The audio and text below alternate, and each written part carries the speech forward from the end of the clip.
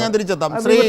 ശ്രീ വസന്ത് ശ്രീക്ക്, അതായത് ഇവിടെ വർഗീയതയെ കൂട്ടുപിടിക്കുന്നു, BJP-യുമായുള്ള ഡീൽ, ഇത് പറഞ്ഞത് CPIM-ഓ LDF-ഓ മാത്രമല്ല. ഇതിനു മുമ്പ് ഈ കാര്യങ്ങൾ പൊതുസമൂഹത്തിന് മുന്നിൽ അറിയിച്ചത് കോൺഗ്രസിനോടൊപ്പം രാപ്പാർത്തവരാണ്, കോൺഗ്രസിനോടൊപ്പം ജീവിച്ചവരാണ്. അത് സരിനായിക്കോട്ടെ, അതിനുശേഷം വന്ന ഷാനിബ്, ശശി, സിതാര, പിന്നീട് ഇങ്ങോട്ടേക്ക് ഷിഹാബുദ്ദീൻ അടക്കം നിങ്ങൾ തിരിച്ചു കൊണ്ടുപോയി സദ്ദാം. എന്നാൽ പോലും ഇങ്ങനെ ഒരു വിഭാഗമാണ്. മാത്രമല്ല ഇപ്പോഴും കോൺഗ്രസിൻ്റെ ഇത്തരം നിലപാടുകളോട്, വർഗീയ പ്രീണനം നടത്തുന്ന നിലപാടുകളോട് വിയോജിപ്പ് അതിൻ്റെ ഉള്ളിൽ നിന്ന് തന്നെ വരികയാണ്. സ്വാഭാവികമായും NN കൃഷ്ണദാസ് LDF-ൻ്റെ വിജയം സുനിശ്ചിതമാണെന്ന് പറയുന്നത് കോൺഗ്രസ്സിനുള്ളിലെ ഈ ഭിന്നത കൂടിയാണ്. കോൺഗ്രസിൽ സ്ഥാനാർത്ഥി വിജയിച്ചാൽ അത് മറ്റു പല സന്ദേശങ്ങൾക്കും ഇട നൽകുമെന്ന് കോൺഗ്രസിനുള്ളിൽ നിന്ന് തന്നെ ചിന്തകൾ ഉയരുന്നു എന്നുള്ളതാണ്. ഞാൻ നേരത്തെ സൂചിപ്പിച്ച 1992 ഡിസംബറിലുള്ള ദേശീയ ദുരന്തത്തെ പോലും ന്യായീകരിക്കുന്നു. അതും മതേതരത്വത്തിൻ്റെ ചേരിയിൽ നിന്നല്ല, എതിർചേരിയിൽ നിന്ന് ന്യായീകരിക്കുന്നു KPCC പ്രസിഡന്റ് അടക്കമുള്ളവർ. ഈ ഒരു പശ്ചാത്തലം നിങ്ങളുടെ ഈ സന്ദീപ് വാര്യരുടെ നിലപാടുകൾ, അമ്മയുടെ ദാനം അടക്കം കൂട്ടി വായിക്കേണ്ടതാണ്. അത് പാലക്കാട് കൂട്ടി വായിക്കില്ലേ ശ്രീ വസന്ത് ശ്രീക്ക്? ശ്രീ അജിം ഷാ, അങ്ങനെ എനിക്ക് പറഞ്ഞു പൂർത്തീകരിക്കാൻ സമയം തരണം. തീർച്ചയായും. ഒന്ന്, ഈ ചർച്ചയിലെ ഇടതു പ്രതിനിധി അദ്ദേഹം പാലക്കാട് ജില്ലയിലെ തന്നെ ഏറ്റവും പ്രധാനപ്പെട്ട CPM-ന്റെ ഒരു നേതാവാണ്. അദ്ദേഹം എന്നെ അറിയില്ല എന്ന് പറഞ്ഞു. വേണ്ട, എനിക്ക് അദ്ദേഹത്തെ അറിയാം. അപ്പോ അങ്ങനെയുള്ള ആ പ്രധാനപ്പെട്ട നേതാവ് തന്നെ പറയുകയാണ് ഞങ്ങൾക്ക് ഇഷ്ടമുള്ള പത്രങ്ങളിൽ കൊടുക്കും. അത് ധാർഷ്ട്യത്തിന് ശബ്ദമാണ്, കുഴപ്പമില്ല, അദ്ദേഹത്തിന്റെ ധാർഷ്ട്യമാവാം, പക്ഷേ അങ്ങനെ ഇഷ്ടമുള്ള പത്രങ്ങളിൽ അതിനേക്കാൾ വലിയ ധാർഷ്ട്യമല്ലേ ആ രണ്ട് പത്രത്തിന് ഒരു പ്രത്യേക നിറം കൊടുക്കുന്നത്? പറയട്ടെ, അതാണ് ഞാൻ പറഞ്ഞത്. അങ്ങ് കംപ്ലീറ്റ് ചെയ്യാൻ എന്നെ അനുവദിക്കണം. തീർച്ചയായും ആ ധാർഷ്ട്യം അദ്ദേഹം കാണിച്ചോട്ടെ, പ്രശ്നമില്ല. പക്ഷെ ആ ധാർഷ്ട്യത്തിന്റെ ഭാഗം പറയുമ്പോൾ അദ്ദേഹം പറയുന്നത് ഒന്ന്, ദേശാഭിമാനി അതിലില്ല. അതാണ് എനിക്ക് ഞെട്ടൽ ഉളവാക്കിയത്. ഒരു പ്രധാനപ്പെട്ട ജില്ലയിലെ തന്നെ ഏറ്റവും പ്രധാനപ്പെട്ട ഒരു കമ്മ്യൂണിസ്റ്റ് നേതാവിന്റെ ഇഷ്ടപത്രത്തിൽ ദേശാഭിമാനി ഇല്ല. എന്റെ അങ്ങേക്കും ബാക്കിയുള്ളവർക്കും ഞെട്ടലില്ലെങ്കിലും ഇടതായി ചിന്തിക്കുന്നവർക്ക്, കമ്മ്യൂണിസ്റ്റ് എന്നല്ല ഞാൻ പറയുന്നത്, ഇടതായി ചിന്തിക്കുന്നവർക്ക് അത് ഞെട്ടൽ ഉണ്ടാക്കും. എനിക്ക് ആ ഞെട്ടൽ ഉണ്ടാക്കി.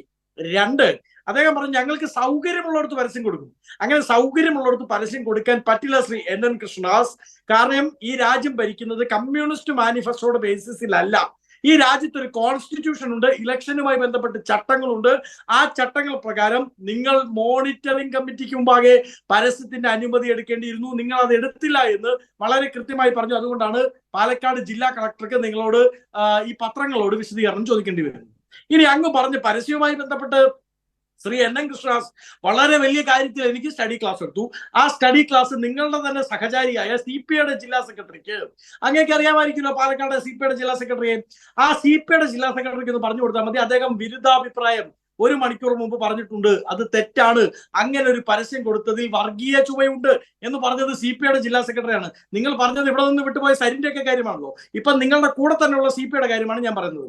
അജിം ഷാദ് പിന്നീട് ഒരു കാര്യം ചോദിച്ചു, എന്താണ് ഡോക്ടർ സരിൻ അടക്കമുള്ളവർ പറഞ്ഞത്?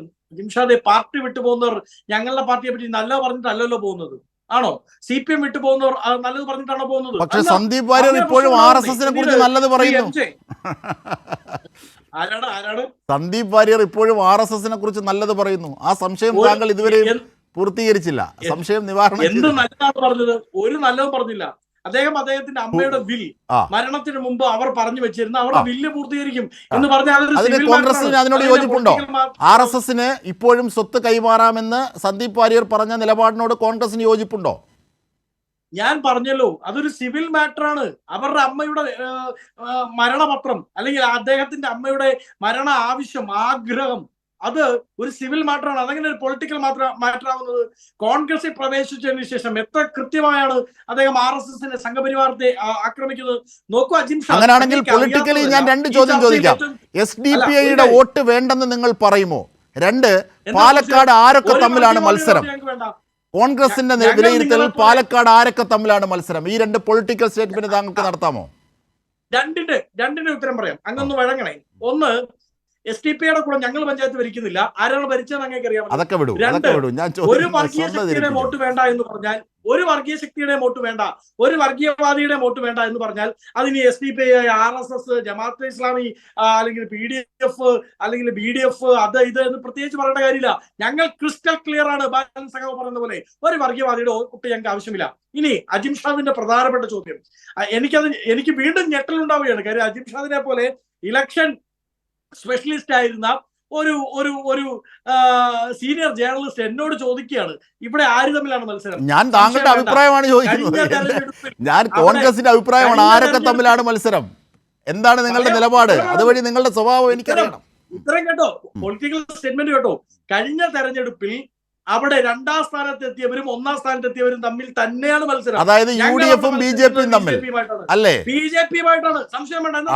പക്ഷേ BJP-യുമായിട്ടാണ് മത്സരം. ശരി, ശ്രീ NN കൃഷ്ണദാസ്, പാലക്കാട് 2ാം സ്ഥാനത്തുള്ള BJP-യുമായിട്ടാണ്.